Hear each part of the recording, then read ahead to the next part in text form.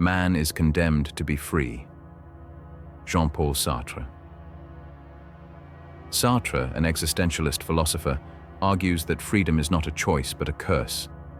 We are forced to choose and give meaning to our existence, even when we would prefer to avoid it. We believe we are free to choose, to think, to build our future. But what does it truly mean to be free? And what if freedom is only an illusion? Today we will analyze the paradox of freedom and its connection with security, fate, and survival. Any sufficiently advanced technology is indistinguishable from magic. Arthur C. Clarke.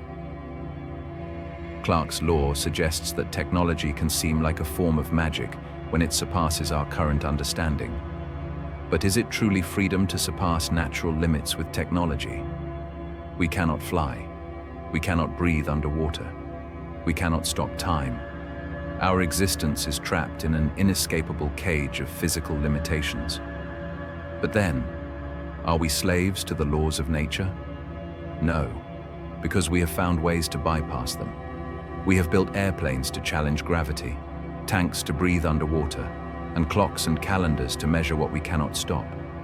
We are not free from limitations, but we are free to find solutions within them. But is this true freedom? Or is it merely adaptation? Our survival depends not on the absence of constraints, but on our ability to understand and use them to our advantage. The starry sky above me, the moral law within me. Immanuel Kant. Kant highlights two fundamental concepts for humans: the infinity of the universe and inner morality. This reflects our need for boundaries to understand reality. Try to imagine infinity. It's impossible. Our mind needs boundaries to function. We measure, categorize, and name things to make them understandable.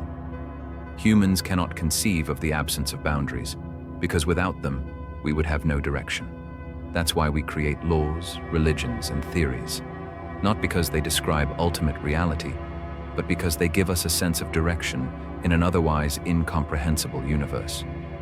Yet, it is precisely these tools that protect us that also limit us.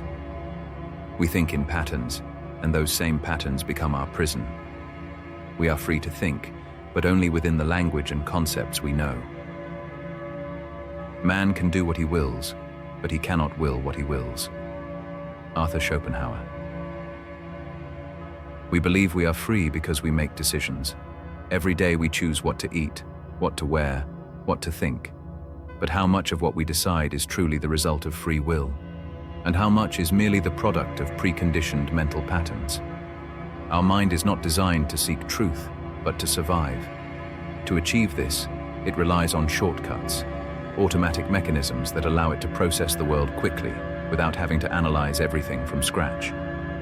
These mechanisms, known as cognitive biases, give us the illusion of making rational choices when, in reality, we are simply following pre-established paths. One of the most insidious is the confirmation bias, which leads us to accept only the information that reinforces what we already believe while ignoring everything else. We think we are free to explore new ideas, but in reality, we unconsciously select only those that align with our convictions. As a result, our opinions solidify, harden, and turn into personal dogmas, reducing our ability to shift perspectives. Then there's the anchoring effect, a phenomenon where the first piece of information we receive influences all subsequent choices.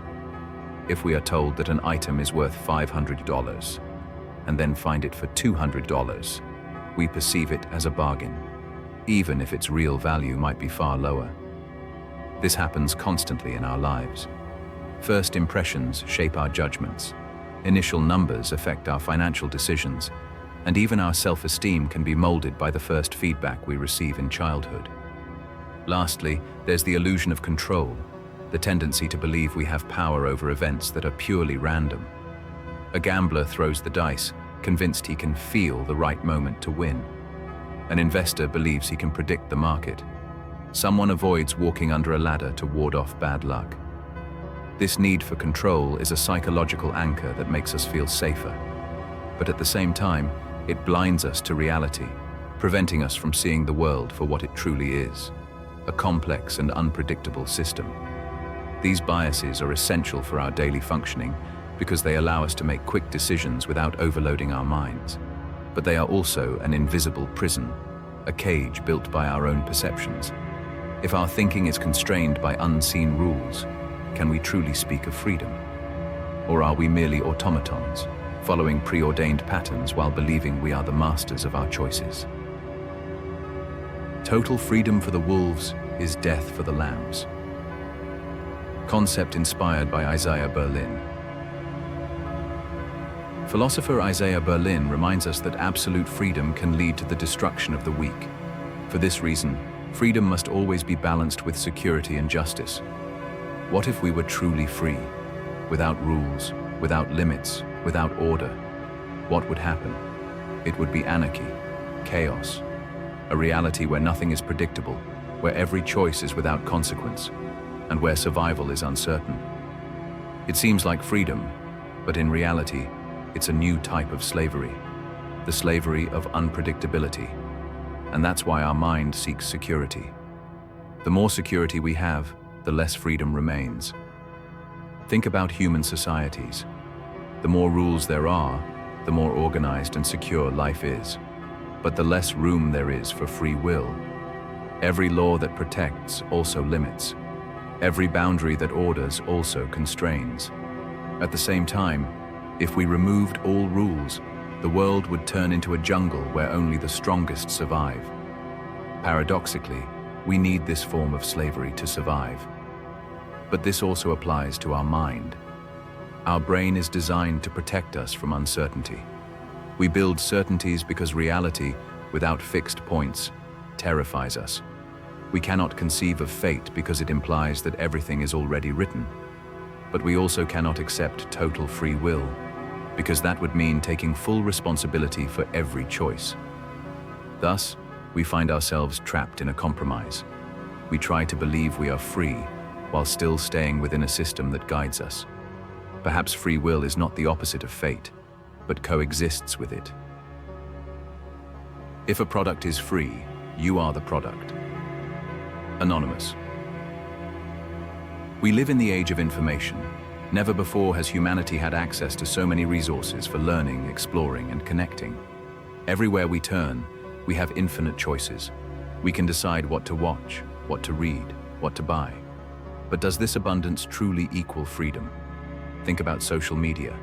We open the app and scroll through the feed, convinced we are freely choosing the content that interests us. Yet, every post, every video, every article we see is the result of an algorithm. We are not exploring the world. We are seeing a filtered version of reality, tailored to us. This personalization is convenient, but also insidious. Algorithms create filter bubbles, showing us only what we like, what we are most likely to engage with. The result? We live in a reality designed for us, where every piece of information reinforces our beliefs and isolates us from different perspectives. We are no longer choosing what to see. We are simply receiving what the algorithm knows we want to see. But control goes beyond simply selecting content. Big tech companies have refined the ability to predict our behavior by studying every interaction, analyzing what keeps us on platforms the longest and what drives us to click. Our very desire for choice has been transformed into a mathematical model, so precise it can predict our decisions before we even make them. We think we act spontaneously, but often we are just following a path already written for us. Then there's the illusion of choice. If you open Netflix and find 20 movies to choose from, did you really select freely? Or did you only choose from the options someone decided to offer you? The same applies to online shopping, the news we read, the people we interact with. We think we are free because we can choose from 1,000 possibilities. But if those possibilities have already been filtered, guided, and manipulated, how much of our freedom remains?